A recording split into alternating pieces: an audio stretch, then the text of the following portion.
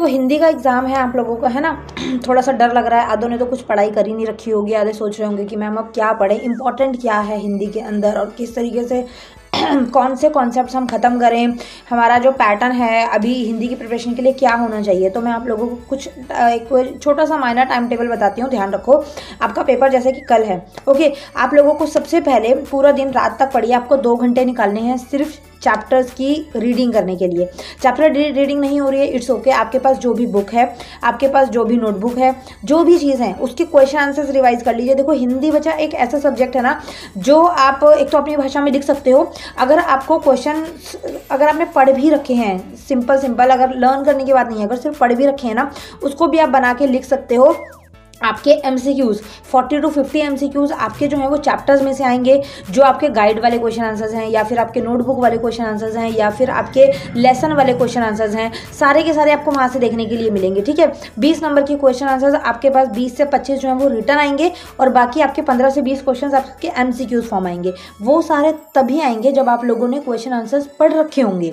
तो एटलीस्ट जो भी चैप्टर्स हैं उनके क्वेश्चन आंसर्स रीडिंग करो। बहुत ज़्यादा टाइम है हिंदी के लिए, आप लोगों का एक दिन भी बहुत इनफ है। अगर कॉन्सेंट्रेट होकर पढ़ते हो 2 आवर्स सिर्फ रीडर को दे दो, ठीक है, कि हाँ मुझे 2 से 3 घंटे जो है पूरी रीडर खत्म करनी है, सारे के सारे क्वेश्चन आंसर जितने भी आपकी बुक में या नोटबुक में है। होवर रहता है ना आप लोगों के दिमाग में कि मैम इंपॉर्टेंट बता दो, मैम इंपॉर्टेंट क्वेश्चंस बता दो कौन से हैं।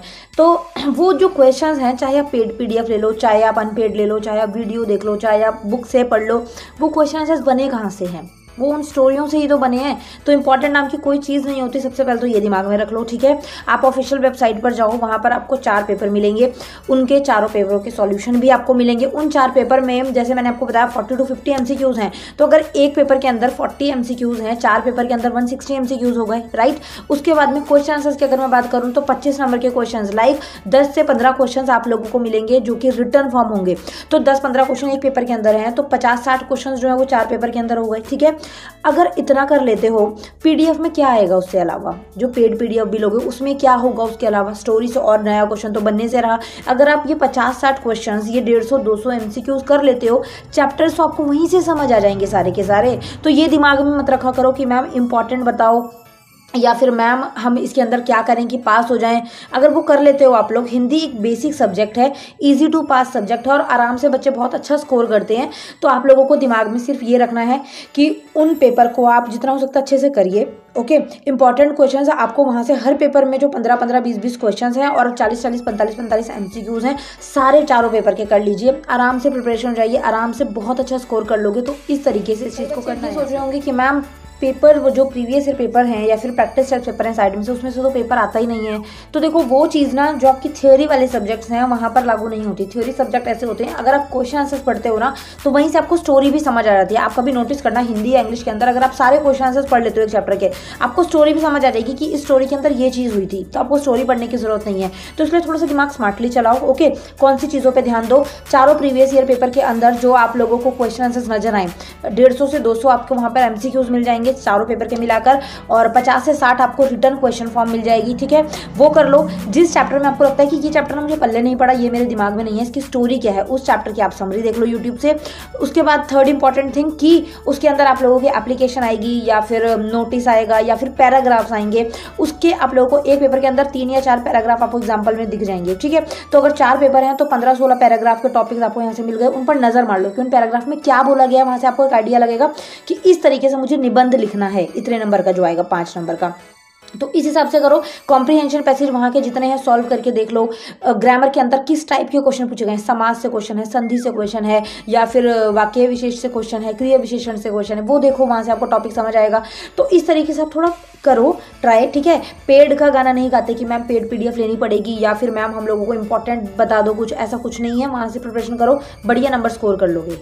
तो what is the best way ma'am to score 60+ और 65+ इन हिंदी? तो यहाँ से मैंने आप लोगों को बता दिया। आपके पास बहुत ज़्यादा टाइम है अभी भी, ठीक है, डरने की ज़रूरत नहीं है, घबराने की ज़रूरत नहीं है। अगर आप खाना खाने के बाद भी स्टार्ट होते हो ना आज से, तो आप लोगों को क्या करना है, सारे चैप्टर्स के क्वेश्चन आंसर्स सिर्फ रीडिंग करो कि इस क्वेश्चन के अंदर ये चीज़ बोली गई है। लर्न करने बैठोगे तो इतना टाइम नहीं है, जस्ट रीडिंग कि इस क्वेश्चन के अंदर ये चीज़ बोली गई है। हिंदी तो ऐसी होती है बच्चे कि एक स्क्रिप्ट की तरह है कि आप लोगों को एक स्टोरी है, उसके क्वेश्चन आंसर्स, आप कोई फेवरेट मूवी निकाल के मैं उसके क्वेश्चन आंसर बना के दे दूँ, आप आराम से लिख लोगे क्योंकि आपको मूवी का मतलब अंदर का पता है कि क्या चीज़ है उसमें, है ना। तो इस तरीके से आप लोगों को पॉजिटिव माइंड रखते हुए काम करना है, ठीक है। सारे एमसीक्यूज वहीं से आएंगे चैप्टर्स के अंदर से। नैतिक शिक्षा के क्वेश्चन आंसर्स हो गए, आपके वितान के क्वेश्चन आंसर्स हो गए, जो भी दूसरी बुक है आप लोगों की उनके क्वेश्चन आंसर्स। अभी बहुत टाइम है, अगर आफ्टरनून लंच के बाद भी स्टार्ट होते हो रात तक आप सारे के सारे क्वेश्चन आंसर्स खत्म कर लोगे। नैतिक शिक्षा के क्वेश्चन ऐसे आते हैं जो कॉमन सेंस से बनाने वाले क्वेश्चन होते हैं, कुछ स्टोरी बेस्ड क्वेश्चन आएंगे तो उनको रीडिंग करना जरूरी है आप लोगों को। तो चैप्टर जो है और कॉम्प्रीहेंशन, यही आप लोगों को 50-60+ मार्क्स जो है वो आराम से दिला देंगे। 10 से 20 नंबर की आपके पास ग्रामर आएगी सिर्फ, बाकी सारी चीज़ें एमसीक्यूज वगैरह सब कुछ आप लोगों को चैप्टर से ही देखने के लिए मिलेगा, चाहे नैतिक शिक्षा हो, चाहे आपकी बुक्स हो, चाहे रीडर हो, वहीं से आपको कॉम्प्रीहेंशन देखने के लिए मिलेगी। तो थोड़ा सा ध्यान दो, वो 4 पेपर खत्म करो और मुझे कमेंट सेक्शन में बताओ कि आप लोगों ने खत्म करे या नहीं करे, या करोगे या नहीं करोगे, ओके। और ऐसे ही मोर वीडियोज़ के लिए सब्सक्राइब करो, लाइक करो, शेयर करो।